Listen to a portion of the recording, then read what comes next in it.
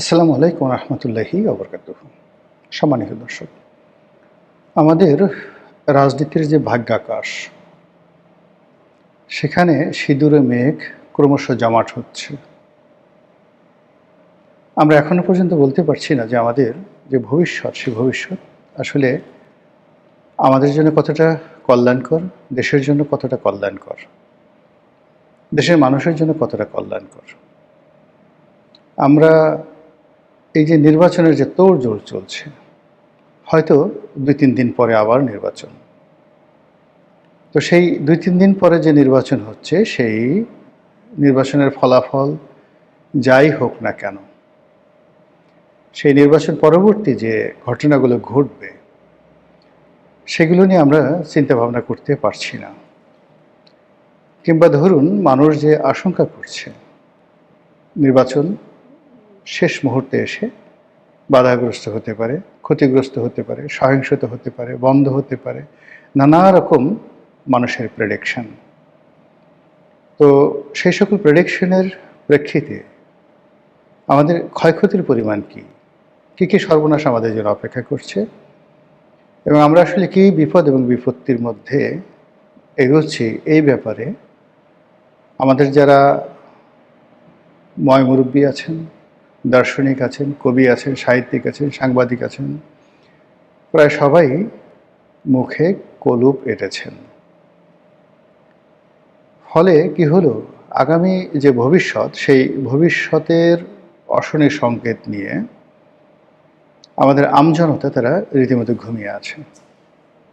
দেশের প্রধানতম যে পত্রপত্রিকাগুলো রয়েছে, সেটি ডেইলি স্টার, প্রথম আলো, তারা স্পষ্টভাবেই বলেছে যে মত প্রকাশ তো দূরের কথা, জীবন বাঁচানোই এখন বড় সমস্যা হয়ে দেখা দিয়েছে।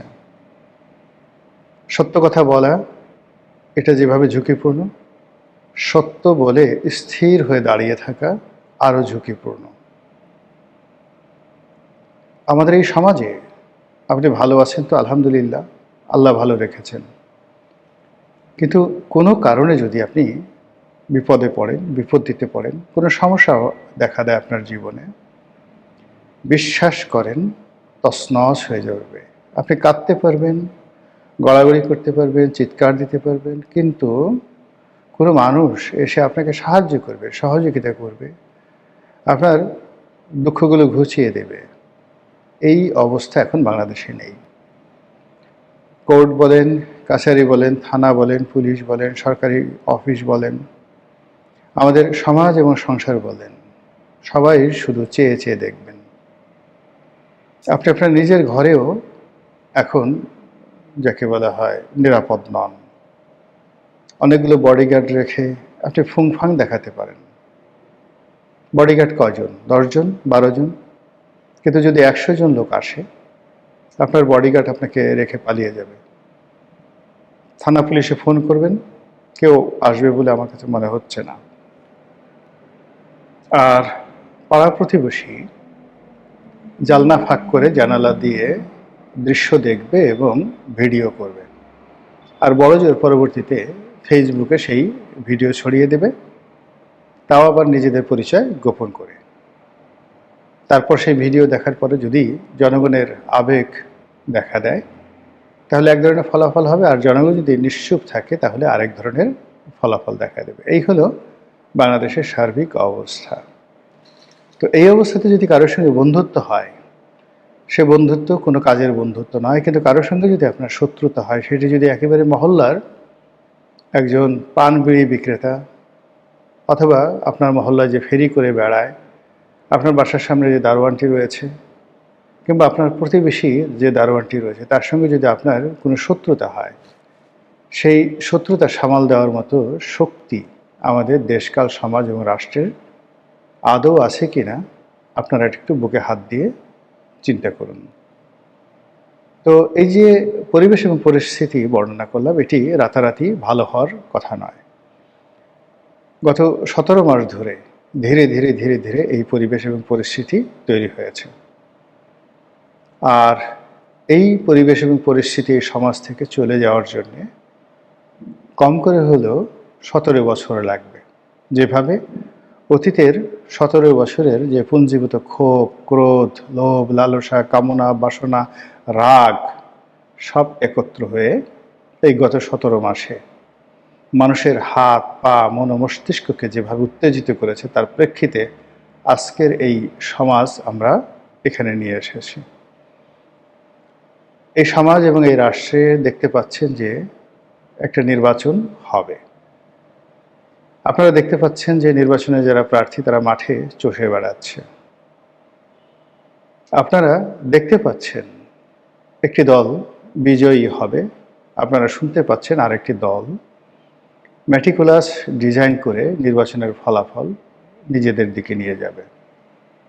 এই যে একটি দল বিজয়ী হবে, এটার ফলে যাদের মনে ক্রোধ তৈরি হচ্ছে, বিরাট একটা শক্তিশালী গ্রুপ, সেই ক্রোধকে দমন করার জন্য, সেই ক্রোধকে নিয়ন্ত্রণ করার জন্য কোনো কার্যত প্রতিষ্ঠান নেই।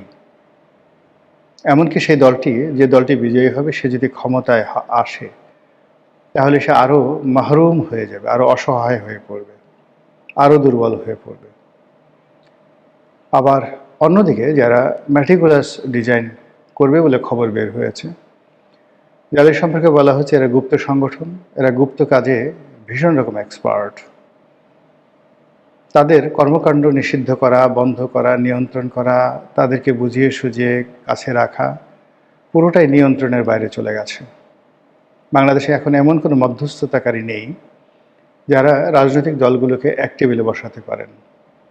বরং আমাদের দেশে যে সকল কর্তা ব্যক্তি এক টেবিলে বসাতে পারতেন, তারা বিভিন্ন রাজনৈতিক দলের যারা নেতৃবৃন্দ রয়েছেন তাদের কদম মোবারক চুম্বন করার জন্যে তারা রীতিমতো পাল্লা দিয়ে দৌড়দৌড়ি করছেন। শেখ হাসিনার জমানাতে আমরা ঠাট্টা করতাম, মস্করা করতাম যে গণভবনে গিয়ে অনেকে দালালি করছেন, পিঠা পায়েসের উৎসবের নৃত্য গীত করছেন, ফ্ল্যাটারিং করছেন, তেলবাজি করছেন। কিন্তু এখন সেই তেলবাজি, সেই ফ্ল্যাটারিং এতটা নিম্ন পর্যায়ে চলে এসেছে, এতটা স্থূল হয়ে পড়েছে, এতটা দৃষ্টিকটু হয়ে পড়েছে, এগুলো এখন সমালোচনার অযোগ্য হয়ে পড়েছে। এরই মধ্যে জনাব তারেক রহমান সাহেব, যিনি সম্ভাব্য প্রধানমন্ত্রী বলে পৃথিবী দ্বারা স্বীকৃত হচ্ছেন, এত স্বীকৃতি ভালো নয়, এত স্বীকৃতি অশনি সংকেত। বাচ্চা প্রসব হওয়ার আগেই যদি বাচ্চার জন্য দোলনা তৈরি করা হয়, মাতৃগর্ভে থাকতে যদি বাচ্চার নামে ইনকাম ট্যাক্সের ফাইল খোলা হয়, কিংবা যে শিশু এখনও ভ্রূণ তৈরি হয়নি, মানে এখনও গর্ভধারণ হয়নি, ছেলে মেয়ের শুধুমাত্র বিয়ে হয়েছে, পিতামাতার বিয়ে হয়েছে, বাসরাত এখনও হয়নি, কিন্তু বাসরের আগেই ছেলে হবে না মেয়ে হবে সেটা নির্ধারণ করে সে বিশাল নাম দিয়ে রাখা হলো, ছেলের নাম অমুক, মেয়ের নাম অমুক। এ সকল দৃশ্য, এ সকল ঘটনা প্রকৃতিতে প্রায়ই বিয়োগাত্মক ঘটনা ঘটিয়ে থাকে, অপ্রত্যাশিত ঘটনা ঘটিয়ে থাকে।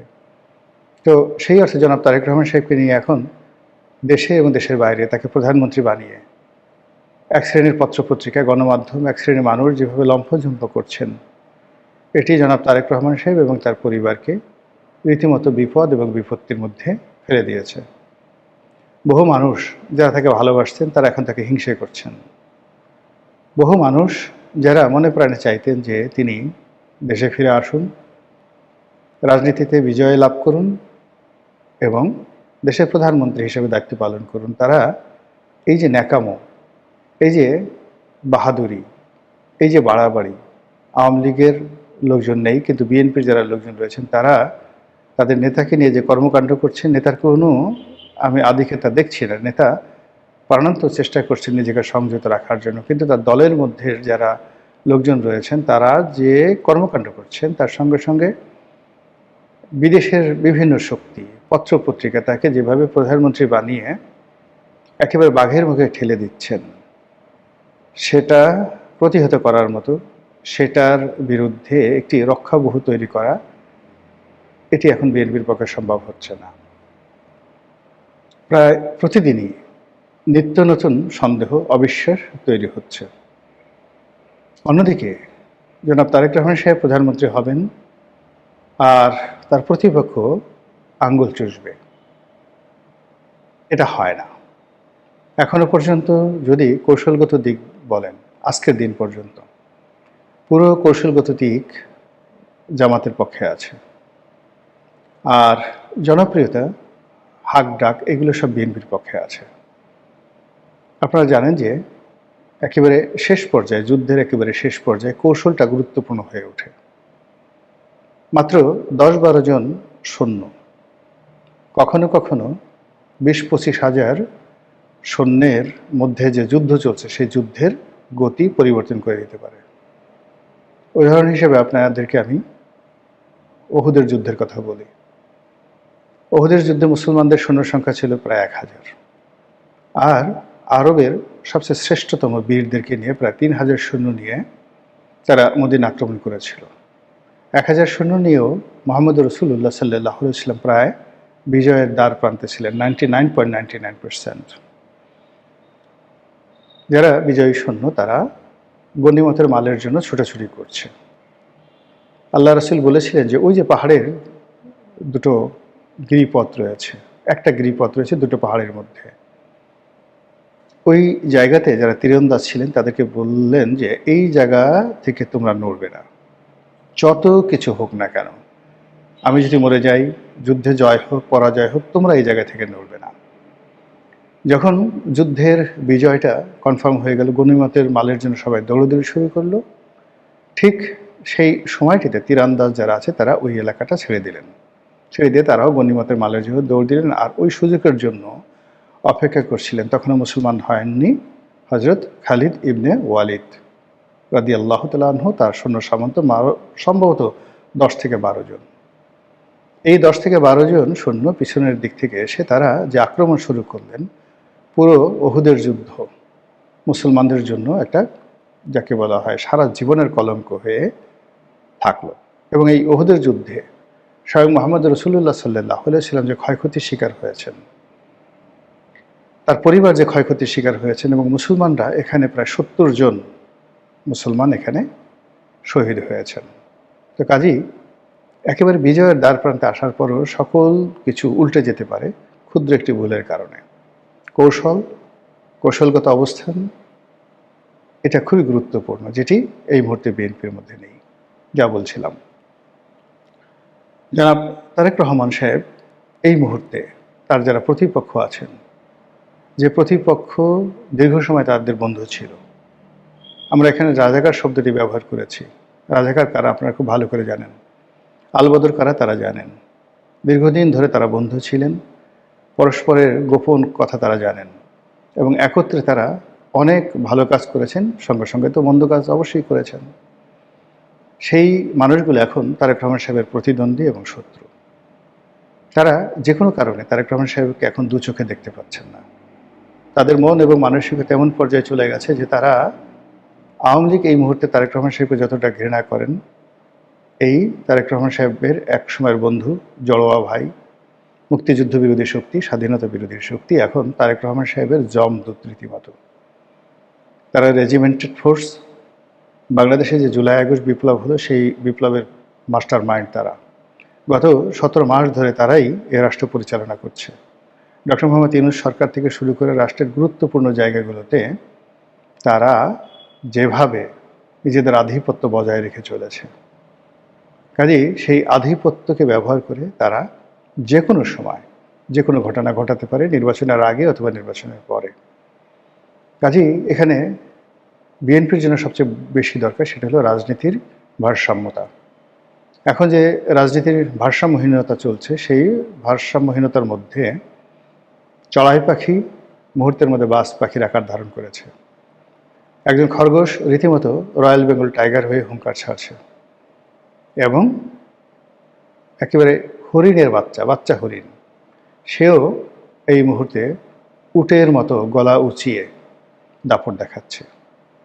এবং বিএনপি যদি রাজনীতির ভারসাম্যটা না আনতে পারে, তাহলে এই যে যারা এই মুহূর্তে তার বিক্ষুব্ধ, তার প্রতিপক্ষ রয়েছে, ক্রোধান্বিত প্রতিপক্ষ রয়েছে, তারা তাকে সহজে ছাড়বেন না।